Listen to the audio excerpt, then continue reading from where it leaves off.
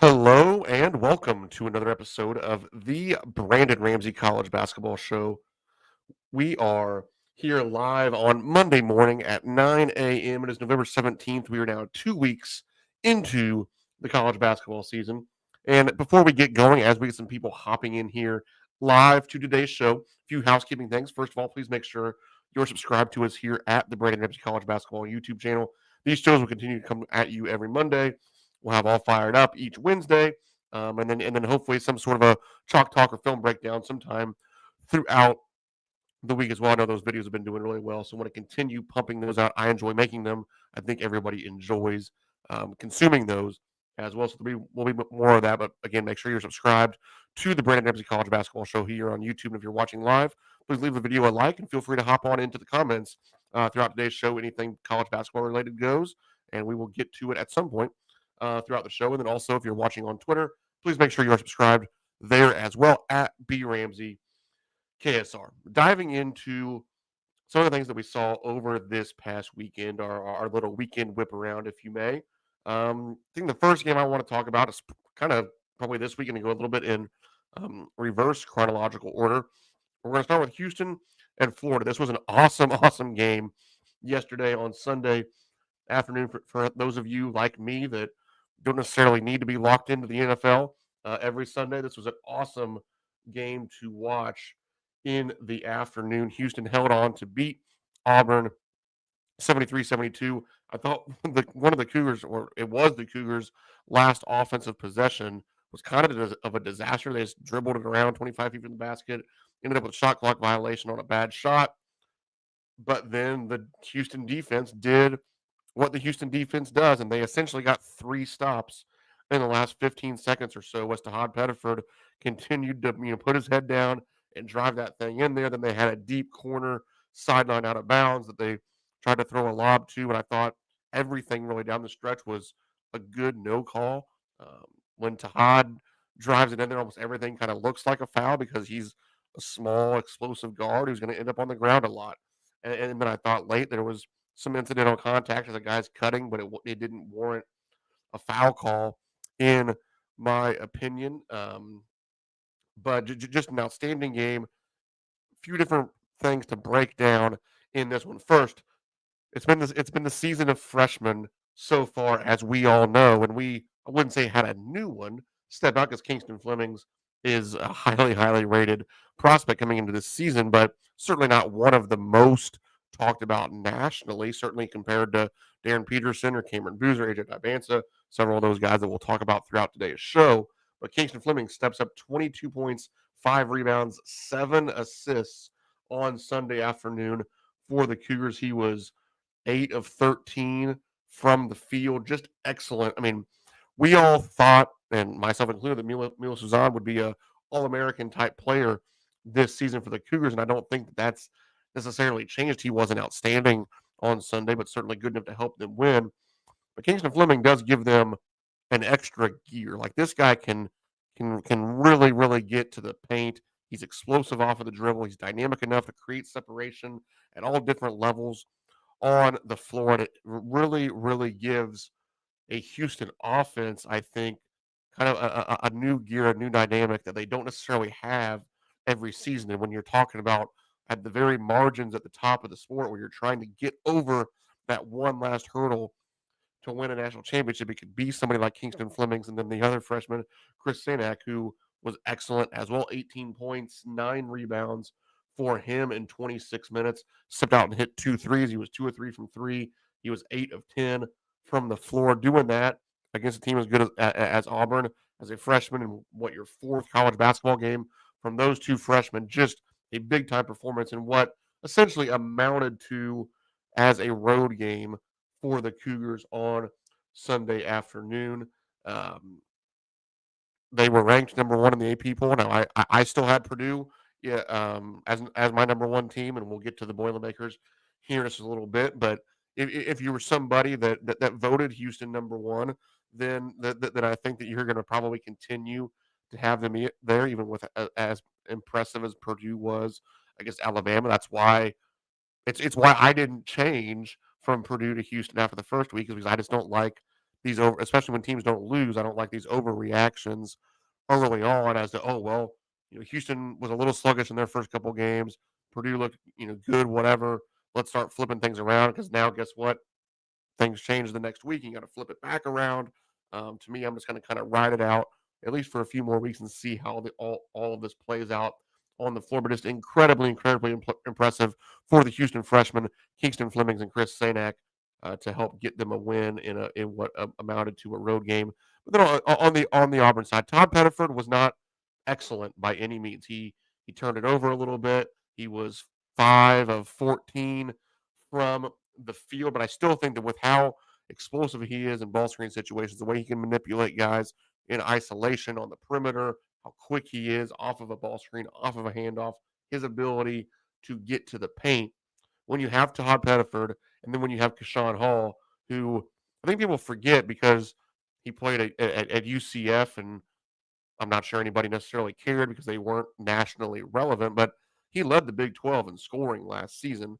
Now he comes over to the SEC, and he kind of looks like that type of guy again. Now, is he able to do that on a top 25, win a game in the NCAA tournament type team, or is Auburn going to trend to be more like a UCF? We'll see about that. But I do think that when you have Keshawn Hall, when you have Todd Pettiford, what Coach Stephen Pearl is going to have the luxury of having a lot of times when he steps on the court are the two most dynamic offensive players in the game, and that's even in an SEC that's obviously loaded with talent once again this season. So I say this a lot when we talk about games like this, and I know there's some people that like throwing a little bit of shade at Coach Stephen Pearl, or maybe we're down at Auburn once Bruce did decide to retire. They obviously were not very impressive in that opening night game that I think a lot of us watched, where they went to overtime in a crazy one to beat Bethune-Cookman. But they've certainly found their footing since then. And to me, when you lose by 1 point against Houston and you look the way that they did down the stretch in that second half, to me, this shows more, or that this says more about how good Auburn can be this year. And it's not like, well, all right, here's a loss.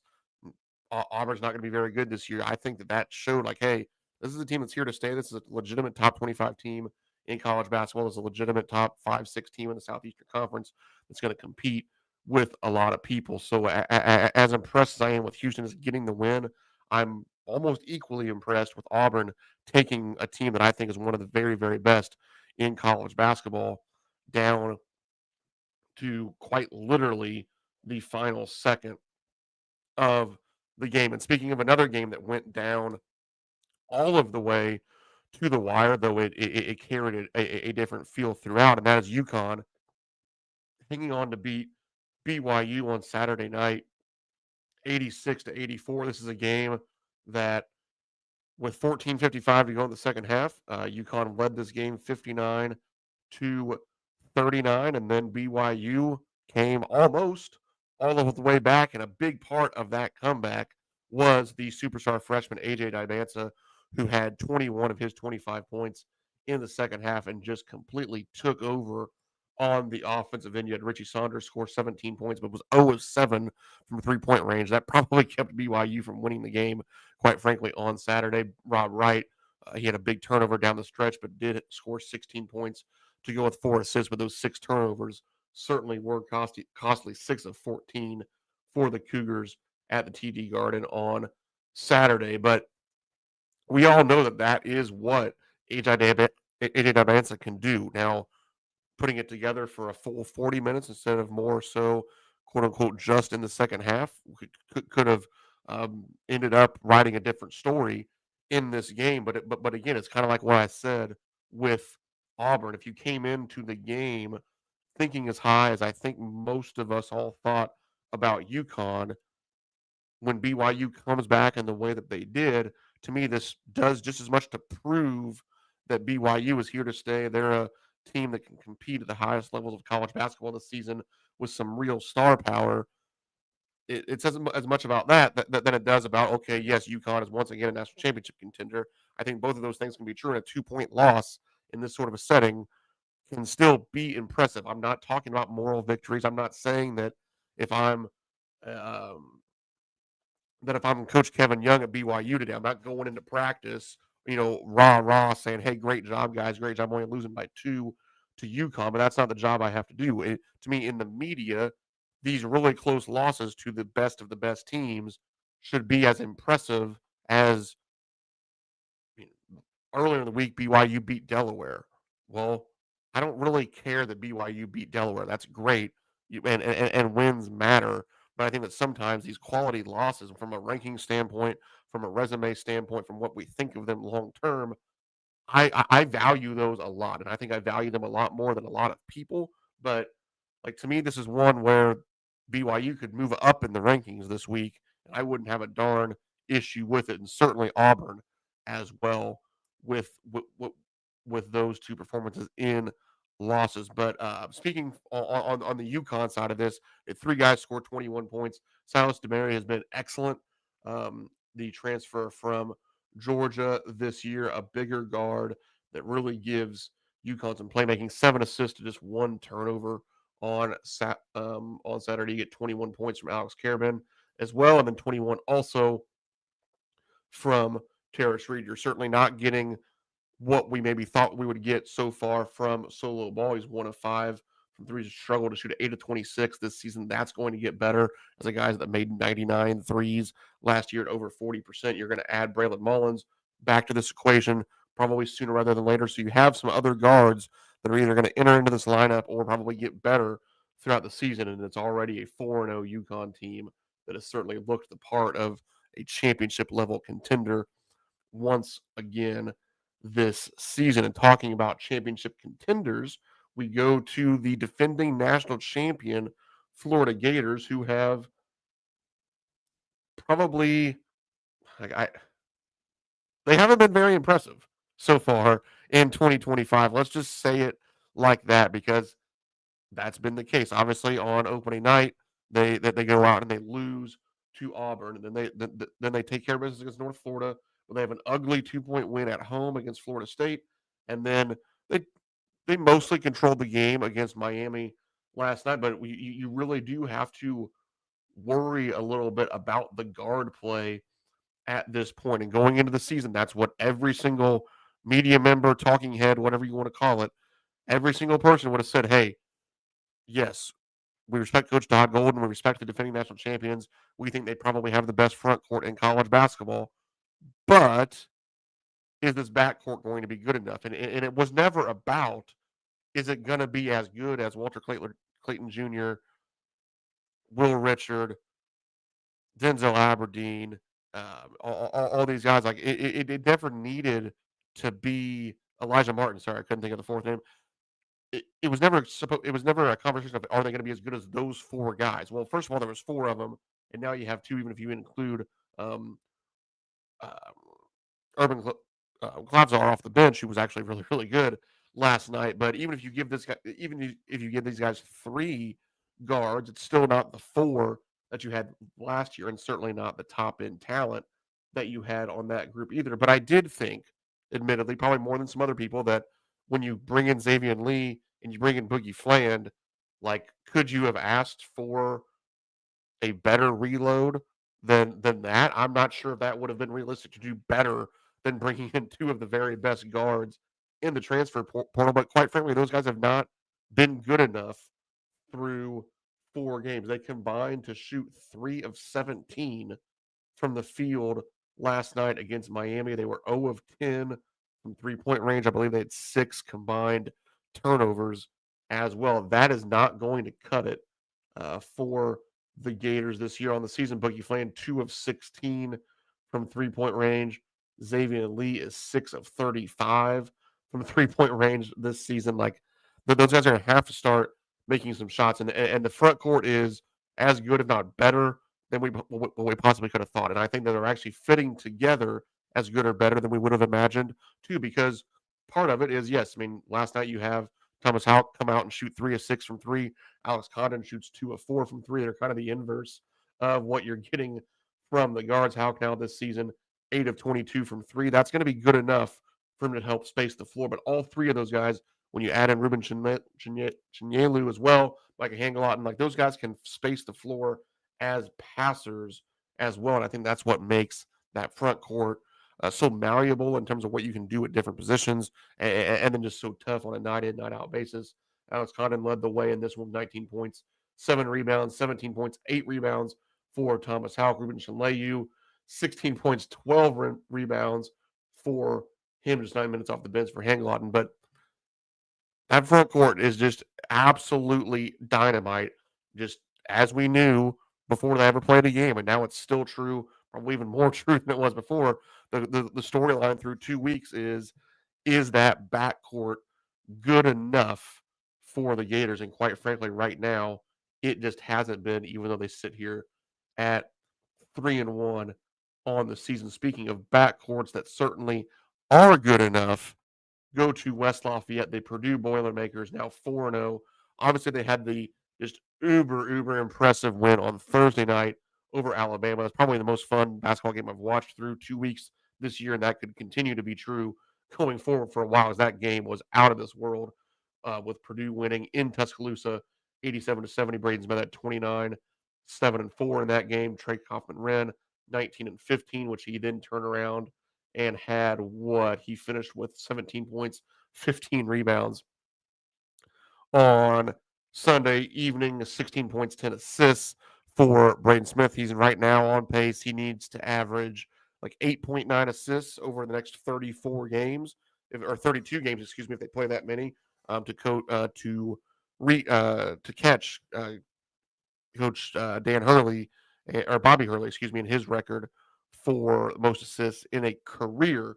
But Purdue has just been lights out offensively, 4-0 this season. What they get out of Braden Smith and Fletcher Lawyer in that backcourt, and then obviously Trey Kaufman-Renn living up to some of the first-team All-American buzz before the season. He's just such a creative piece around the basket, and that offense is just such a well-oiled machine. They run so much unique action.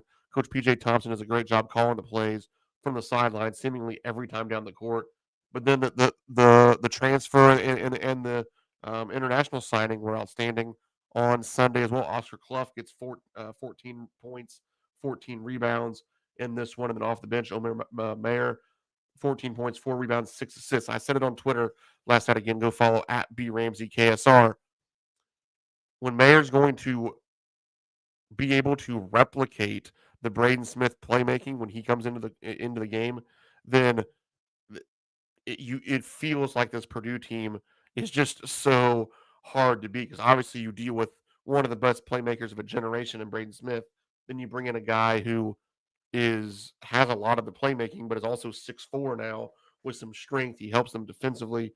Does Omer Mayer. Was really impressed with him in the 97-79 win over Akron on Sunday night. Akron is one of the very best mid-major teams in the country this year. This is a team that came in ranked 76th in KenPom. So that's like playing one of the bottom teams in the Big Ten this year for Purdue. So that was a legitimately impressive win on Sunday evening, taking care of business the way they did in that one. Somebody else who took care of business kind of in a workmanlike way back on Friday night in a semi-away game was the Arizona Wildcats, moving to 4-0 on the season with a 69-65 win over UCLA. This was kind of everything that the Purdue-Alabama game wasn't.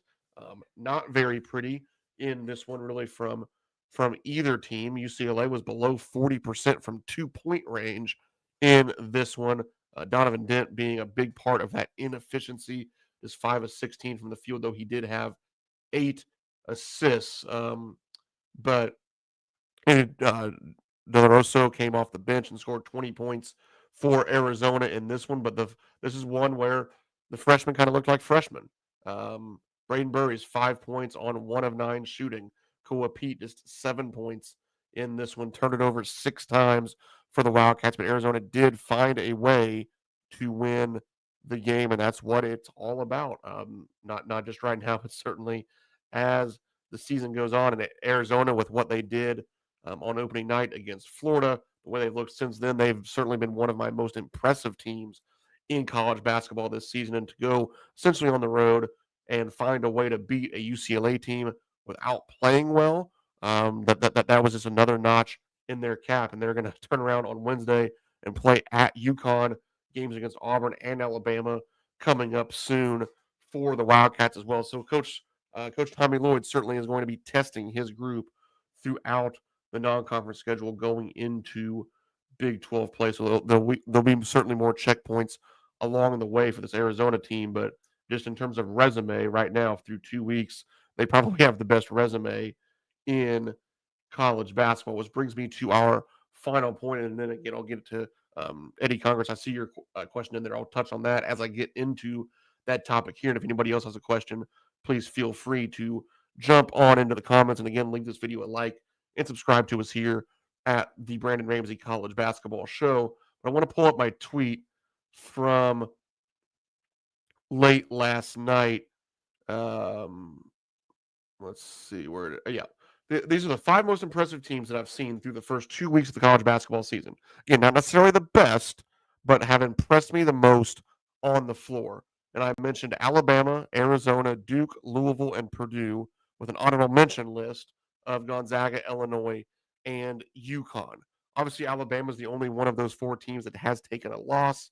However, I thought that with what they did earlier in the year with their win at St. John's, and then again giving them credit as a media member for still playing. I mean, that first half when they were reining in from 3 against Purdue was just some of the most fun basketball that I've watched in a long time, and I spend most hours of my day watching some form or another of basketball. So again, as a from a resume standpoint, I'm not going to sit here in mid-November and really give Alabama too much of a hard time for losing that one, even though it was at home.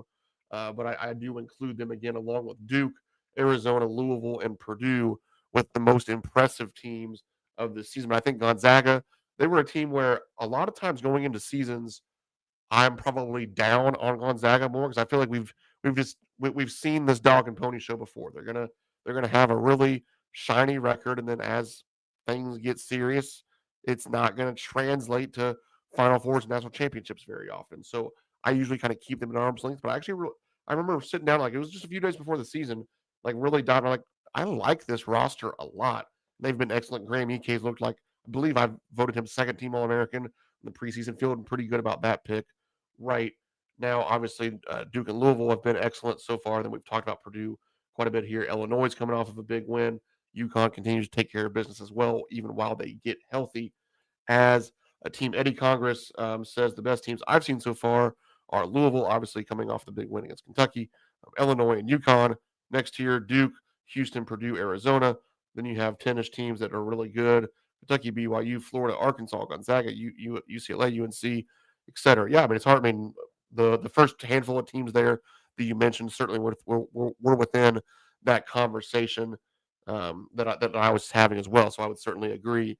Makes sense for those teams to be in your list there as well. Coming up this week, obviously we have the Champions Classic on Tuesday evening. I know throughout the week there's some of the other shootouts kind of starting to get going as well, but it'll be Kentucky, Michigan State at Madison Square Garden at 6:30 p.m. Eastern Time on ESPN, followed by Duke Gonzaga. Again, it's tomorrow night, the Champions Classic, Tuesday night on ESPN. Looking to this evening, what's the best game to watch here on Monday night? Probably VCU at NC State. That'll be an interesting one in Raleigh this evening. Going forward, Arizona at UConn, which I mentioned on Wednesday, but also Alabama against Illinois in Chicago at the United Center. So 2 really, really good games. Those are at 7 and 9 o'clock, respectively, on Fox Sports 1, it looks like. So a couple good games to look forward to here early on in this week. And I was thinking about that this morning while I was getting ready for work, actually, that I think we really need to make sure that we're giving teams credit for the non-conference schedules that so many of these teams are playing. Like Kentucky plays an outstanding non-conference schedule this year. Coach Nate Oates has been doing it for a while now, just scheduling insane non-conference slates. We just talked about Coach Tommy Lloyd's slate coming up for Arizona. There's certainly more and more teams like that as well. And I think that for these programs that easily could just go out there and buy 10 or so victories in the non-conference, maybe play one marquee game to really get you going, we need to really give these programs, these coaches, credit for scheduling as hard as what it seems like teams are really starting to do. And I hope that that comes from a place where they now recognize and know that they're not going to get unfairly punished in the metrics, unfairly punished by the media, unfairly punished by the NCAA selection committee when that time comes for losing some tough games to really good teams in the month of November. I've been beating that drum. I'm 33 years old. Probably since I understood what it really meant, I've been a big proponent of that. But I think that everyone else was maybe a little slower to come around to that. But I think now you're the the chicken or the egg debate was okay. Like, do we have to start scheduling these games first in order for them to start not just kind of killing you at the end of the year, or vice versa? And I think that whatever way it happened, we've kind of gotten to that point. And that's really really good to see. And just wanted to kind of mention that because I have noticed how kind of elite some of these non-conference schedules have been, and certainly as a fan of the sport, it makes things so much more exciting. But there you have it for today's episode. I appreciate everybody hopping in here live as you start your work week at 9 a.m. here on the Brandon Ramsey College Basketball Show YouTube channel. So please make sure you are subscribed to the channel. Tell a friend about it. We're growing at a pretty rapid rate here to start this season, which excites me. But if you want to keep getting more and more content that I think is really good, like those Chalk Talk episodes, these recap shows, everything like that, please leave the video a like. Go tell a friend, have them subscribe as well. Just anytime you have the numbers up, it helps me kind of feel like it's worth putting the work that it takes into the show, and I certainly do enjoy it. So thank you everybody already for all of the awesome support. And then also go subscribe or follow me on Twitter and TikTok at bramsey KSR for even more college basketball content throughout the season. Hope you all have a great week, and thank you all for being here.